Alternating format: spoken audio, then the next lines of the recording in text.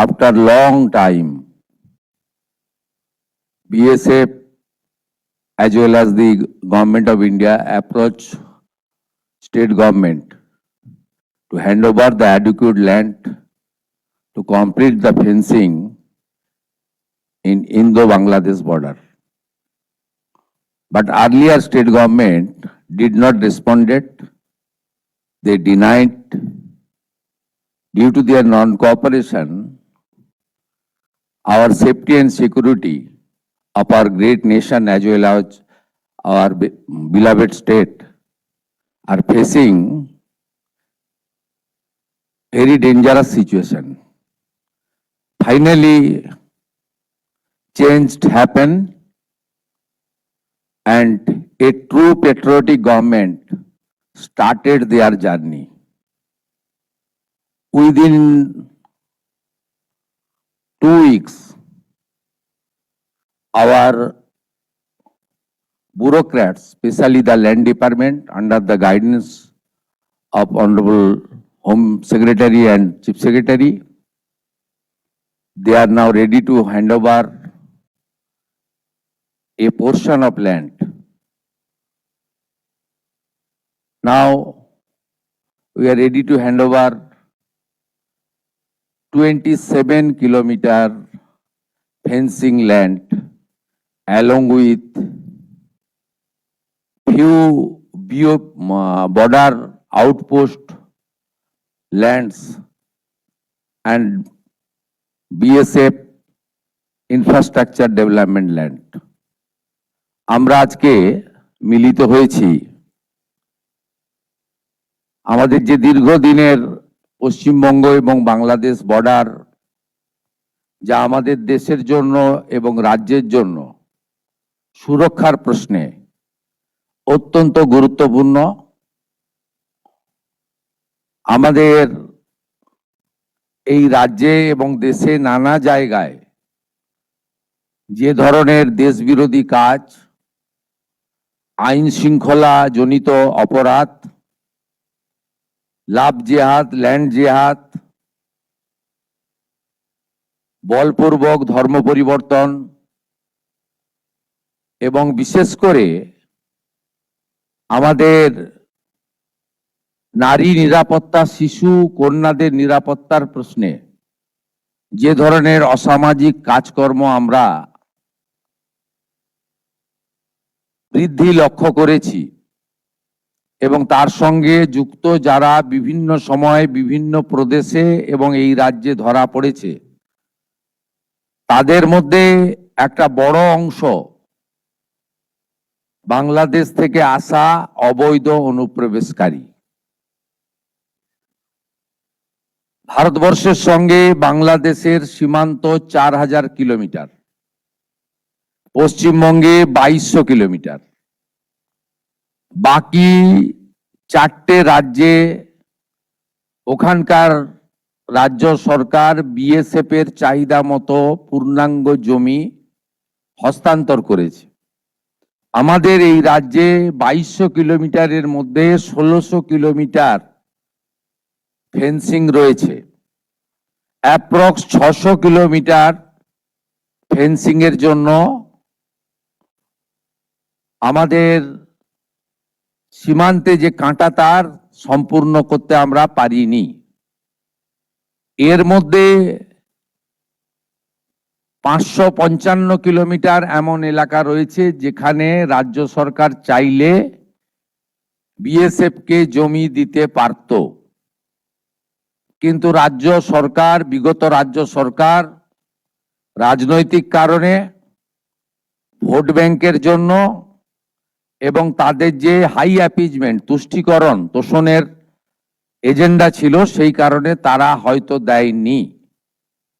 মাননীয় স্বরাষ্ট্রমন্ত্রী 2016 রাজনাথ সিংজি personal deo লিখেছিলেন, দিতেন চিফ মিনিস্টারকে। পরে আমাদের পূর্বাঞ্চলের যে কোঅর্ডিনেশন মিটিং এই নবান্নতে হয়েছিল, যেখানে কেন্দ্রের বর্তমান স্বরাষ্ট্র এবং সমবায় মন্ত্রী অমিত শাহজি নিজে উপস্থিত থেকে তদানীন্তন মাননীয় মুখ্যমন্ত্রীকে পার্সোনাল অনুরোধ করেছিলেন। গোবিন্দ মোহনজি ভারত সরকারের স্বরাষ্ট্র সচিব, তিনি গত 1.5 বছরে শুধু চিঠি লেখা নয়, তদানীন্তন মুখ্য সচিব এবং আধিকারিকদের সঙ্গে অন্তত 5 থেকে 6টি মিটিং করেছেন, নিটফল শূন্য। আমরা বর্তমান সরকার আসার পরে দ্রুততার সঙ্গে এই ল্যান্ড হ্যান্ডওভারের প্রক্রিয়া শুরু করতে চলেছি। আজকে এর সূচনা লগ্নে আমরা 18+9 27 কিলোমিটার এলাকাকে সুরক্ষিত করার প্রয়োজনীয় জমি, সরকারি এবং আমাদের প্রাইভেট ল্যান্ড যা পারচেজ আমরা করছি এবং তার সম্পূর্ণ অর্থ বিএসএফ আমাদের দিচ্ছেন, ভারত সরকার আমাদের দিচ্ছেন, আমরা সেটা সূচনা করলাম। আমি বিশ্বাস করি পশ্চিমবাংলার দেশপ্রেমিক জনগণ এবং আমাদের অত্যন্ত দক্ষ আধিকারিকরা, তারা আগামী কিছুদিনের মধ্যেই যতটা জমি আমাদের দেওয়ার দরকার বা আমরা দিতে পারবো, যেখানে যেখানে সীমান্ত সুরক্ষার প্রশ্নে কাঁটাতার দেওয়া সম্ভব, আমরা অতি দ্রুততার সঙ্গে তুলে ধরব। একটু পরেই আধিকারিক স্তরে মাননীয় ডিজি বিএসএফ, যিনি ওয়েস্ট বেঙ্গল ক্যাডারের একজন অফিসার, তিনি জঙ্গলমহলেও কাজ করেছেন 2008-9, আমি ওনাকে পার্সোনালি চিনি। তিনি পশ্চিমবঙ্গকে অত্যন্ত ভালোবাসেন। তাকে আধিকারিকরা জমি হ্যান্ডওভার করবেন।